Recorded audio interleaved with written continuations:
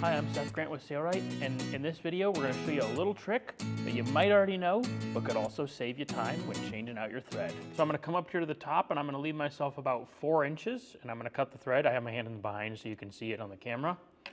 So I have both my old thread, the white, and my new thread, this red here, and I could have left a little longer tail on the white, but this should work. And so I'm going to tie these two ends together. So wrap that around there, knot it through, and I'm going to pull this so it's nice and tight so they won't come apart. Then I'll use my knee lift my foot to release the tension discs, and I'll take this thread and I'm going to pull this all the way through, and I'm going to do it slowly, and you can see the thread, the new thread, traveling with the current thread all the way through.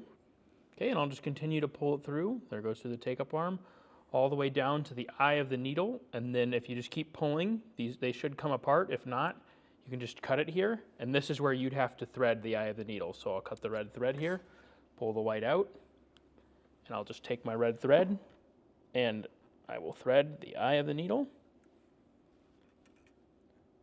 through the hole in the center foot,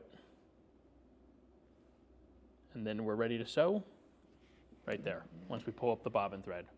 That's a little trick that may save you some time when you're changing out threads for your next project. You can do this on almost any sewing machine.